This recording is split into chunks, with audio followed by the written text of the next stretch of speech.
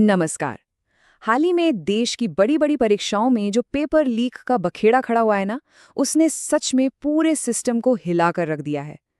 हर तरफ बस एक ही चर्चा है कि भाई इसका कोई डिजिटल फिक्स निकाल लो, पेपर की जगह कंप्यूटर पर एग्जाम करा लो, सब ठीक हो जाएगा। लेकिन क्या सिस्टम को डिजिटल कर देना इतना आसान है? आज के इस खास विश्लेषण में हम इसी बात की गहराई में जाएंगे। हम समझेंगे कि कैसे ये पूरा खेल ऑफलाइन पेपर लीक से शुरू होकर ऑनलाइन हैकिंग तक पहुंच गया है और इस पूरे क्राइसिस की असली वजह क्या है। चलिए शुरू करते हैं। तो सबसे बड़ा सवाल जो हम सबके दिमाग में आ रहा है वो ये है कि क्या सच में एग्जाम्स को ऑनलाइन कर देने से धांधली हमेशा के लिए रुक जाएगी या फिर ये सिर्फ चीटिंग करने का तरीका बदलने वाली बात है। आज हम इसी बुनियादी सवाल को डिकोड करने वाले हैं। आज की चर्चा में हम इन अहम पहलुओं से गुजरेंगे। सबसे पहले एग्जाम लीक्स का ये नया दौर, फिर ऑनलाइन और ऑफलाइन एग्जाम्स का आमना सामना, उसके बाद ये हाईटेक सॉल्वो गैंग्स कैसे काम करते हैं, फिर स्टूडेंट्स और पेरेंट्स की जायज़ चिंताएं, और आखिर में जानेंगे कि एक्सपर्ट्स की नज़रों में इसका असली पक्का समाधान क्या है। चलिए सबसे पहले बात करते हैं परीक्षा लीक के इस बिल्कुल नए दौर की। तो हुआ यूं है कि हाल ही के बाहरी विवादों के बाद प्रशासन ने एक बहुत ही बड़ा फैसला लिया। फिजिकल पेपर्स के लीक होने पर जो हंगामा मचा, उसे देखते हुए अब ये तय किया गया है कि अगले साल से नीट जैसी बेहद अहम परीक्षा को पूरी तरह से ऑनलाइन यानी कंप्यूटर बेस्ड टेस्ट या सीबीटी मोड में कराया जाएगा। अपने आप में ये सिस्टम का एक बहुत बड़ा नीतिगत बदलाव है। अब देखिए, ऊपर से देखने पर इस बदलाव के पीछे का तर्क एकदम सॉलिड लगता है। जाहिर सी बात है, जब लाखों प्रश्नपत्र छपेंगे ही नहीं तो रास्ते में ट्रकों से पेपर चोरी होने का जो रिस्क होता है वो भी खत्म हो जाएगा। मतलब प्रशासन को लगता है कि अगर कोई फिजिकल पेपर होगा ही नहीं तो पेपर लीक कैसे होगा, राइट? एग्जाम पूरी तरह से सुरक्षित हो जाएगा। पर क्या कहानी इतनी ही सीधी है? यहीं पर हमें ऑनलाइन और ऑफलाइन एग्जाम्स के असली जोखिमों को तौल के देखना होगा। मान लिया कि ऑफलाइन एग्जाम्स में पेपर छपने और ट्रांसपोर्ट होने के दौरान चोरी का डर रहता है, ये बिल्कुल सच है। लेकिन जरा ऑनलाइन एग्जाम्स के रिस्क तो देखिए। यहाँ सिस्टम हैकिंग, रिमोट एक्सेस और सॉफ्टवेयर के साथ छेड़छाड़ जैसी चीजें सामने आती हैं। अभी हाल ही में जो एसएससी जीडी ऑनलाइन परीक्षा हैक हुई ना, उसने ये साफ कर दिया है कि इन डिजिटल फॉर्मेट्स की अपनी खुद की कुछ बेहद गंभीर और तकनीकी कमजोरियां हैं, और इन्हीं कमजोरियों का फायदा उठाते हैं ये हाईटेक सॉल्वर गैंग्स।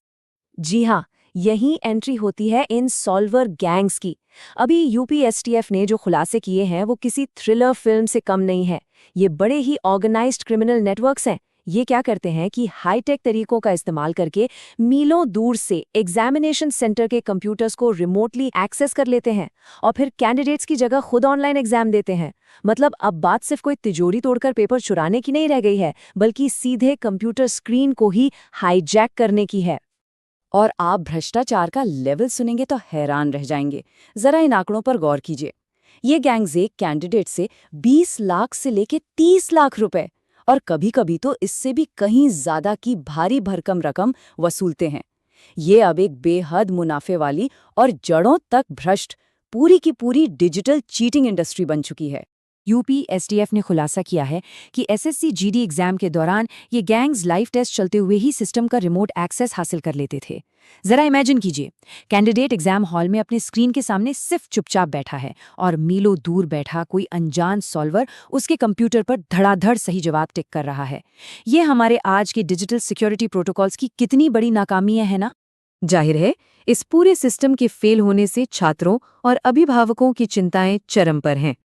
आजकल तैयारी करने वाले युवाओं में एक गहरी हताशा है और एक बात उन्हें साफ समझ आ गई है, वो ये कि सिर्फ एग्जाम का फॉर्मेट बदल देने से कुछ नहीं होगा। इससे सिर्फ और सिर्फ चीटिंग करने का तरीका बदल रहा है। ग्राउंड लेवल पर अगर आप देखें तो सिक्योरिटी अब भी बहुत कमजोर है। चाहे बात कागज के पन्नों की हो या कंप्यूटर की स्क्रीन की, एग्जाम की पूरी ट्रांसपेरेंसी ही दांव पर लगी हुई है। और इसी वजह से अब काफी तीखी प्रतिक्रियाएं भी आ रही हैं। राजनीतिक आलोचक और एक्सपर्ट्स एक बहुत ही वाजिब सवाल पूछ रहे हैं कि जब एसएससी जीडी जैसी ऑनलाइन परीक्षाएं इतनी आसानी से हैक हो सकती हैं, तो फिर सिर्फ नीट को ऑनलाइन कर देने से इसे एक पक्का समाधान कैसे मान लिया जाए?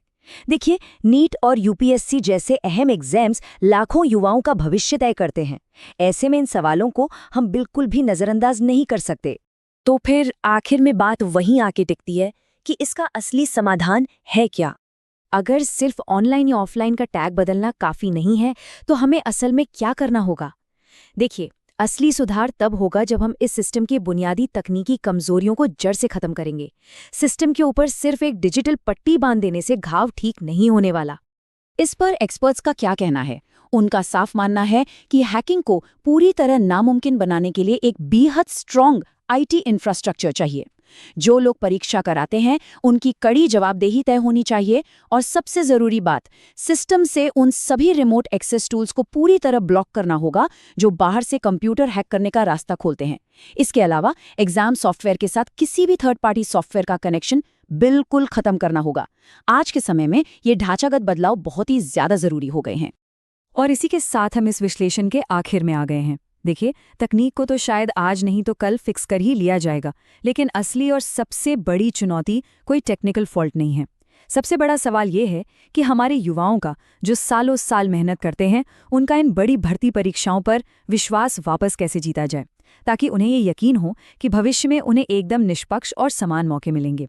हमारी पूरी शिक्षा प्रणाली के सामने आज यही सबसे बड़ा सवाल खड़ा है। आज की इस चर्चा में हमारे साथ जुड़ने के लिए बहुत बहुत धन्यवाद। ऐसे ही सवाल पूछते रहिए और हमेशा कुछ नया सीखते रहिए।